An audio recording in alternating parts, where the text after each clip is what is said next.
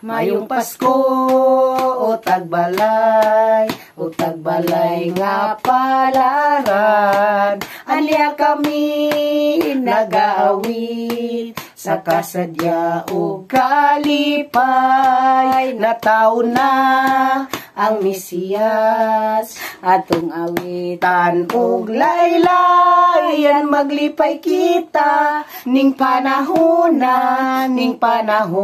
sa hudya ka.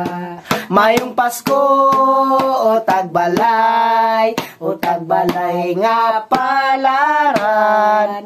Anya kami nagaawit sa kasadya o kalipay. Nataon na ang Mesiyas, atong awitan og laylayan. Maglipay kita ning panahon